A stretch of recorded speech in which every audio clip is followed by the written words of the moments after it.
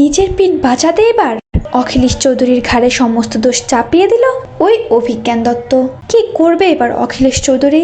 এবার কি নিজের ভুলটা বুঝতে পারবে, নাকি আবারও ভুল বুঝবে কম্পাসকেই? কি হবে তার শেষ পরিণতি, সেটা জানতে হলে অবশ্যই সম্পূর্ণ ভিডিওটি দেখতে থাকুন। কম্পাস ধারাবাহিকে দেখা যায় সরস্বতী পুজো শেষ হওয়া মাত্রই সেখানে পুলিশ চলে আসে আর অভিজ্ঞান দত্তকে অ্যারেস্ট করতে বলে। তবে উপস্থিত দর্শকেরা বুঝতে পারে না যে কেন অভিজ্ঞান দত্তকে অ্যারেস্ট করতে এসেছে পুলিশ। কম্পাস তখন সবটা বলে ওঠে যে ওই কেমিক্যাল ফ্যাক্টরি থেকেই গ্যাস লিক করছে, যা বাতাসের সঙ্গে মিশে অক্সিজেন কমিয়ে দিচ্ছে এবং মানুষের লাঞ্চে পানি জমছে। জনসাধারণকে হুমকির মুখে ফেলেছে শুধুমাত্র এই অভিজ্ঞান দত্ত।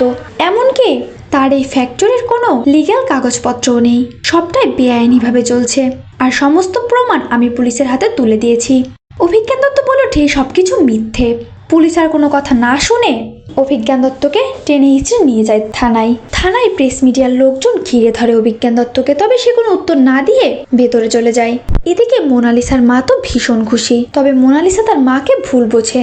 সেও তার দাদুর পিছু পিছু চলে যায় আর মোনালিসার মা কাঁদতে কাঁদতে বের হয়ে যায় মোনালিসাদের বাড়িতে যাওয়ার জন্য। তবে সকলে মিলে অর্থাৎ ঋতুজা চৌধুরী এবং বিহান আর কম্পাস মিলে তাকে আটকে দেয়, কেননা তার যে লাইফ রিস্ক রয়েছে।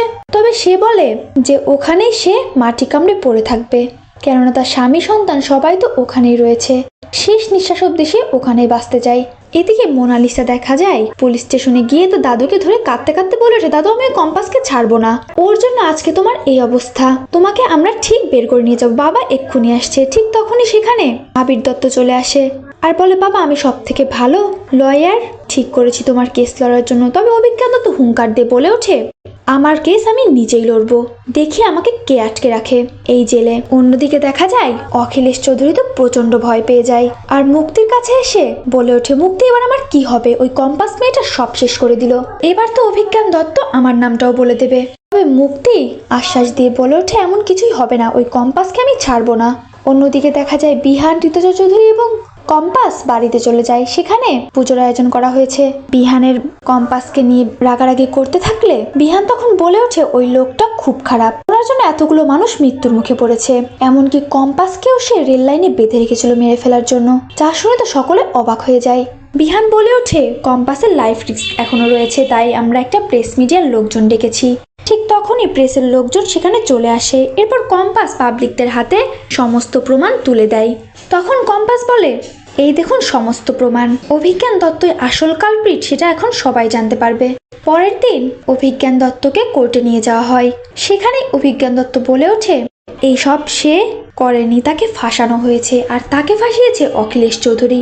এই সমস্ত কেমিক্যাল ফ্যাক্টরিগুলো অখিলেশ চৌধুরীর। এরপরে অখিলেশ চৌধুরী সাইন করা সমস্ত পেপার আদালতে পেশ করে অভিজ্ঞান দত্ত, যা দেখে তো অখিলেশ চৌধুরীর মাথা পুরো ঘুরে যায়। সে কিছুতেই ভাবতে পারছে না যে এমন কিছু তার সঙ্গে হতে পারে, অভিজ্ঞান দত্ত তার সঙ্গে এভাবে বেইমানি করতে পারে। তো বন্ধুরা, এবার কি হতে চলেছে? অখিলেশ চৌধুরী কি এবার নিজেকে প্রমাণ করতে পারবে? আর ওই অভিজ্ঞান দত্ত কম্পাসকে আসল সত্যিটা খুঁজে এনে ওই অভিজ্ঞান দত্তকে আসল শাস্তি দিতে পারবে? আর অখিলেশ চৌধুরী বা এখন কি করবে? সে কি কম্পাসকে ভরসা করতে পারবে? আর ওই অখিলেশ দত্তের আসল মুখোশটার সামনে চলে আসায় সে কি নিজেকে শুধরে নেবে? আপনাদের ঠিক কি মনে হচ্ছে অবশ্যই জানিয়ে দেবেন কমেন্টে। আর কম্পাস ধারাবাহিকের আগামী সকল পর্বের আপডেট সকলের আগে পেতে হলে অবশ্যই আমাদের চ্যানেলটিতে সাবস্ক্রাইব করতে একদমই ভুলবেন না।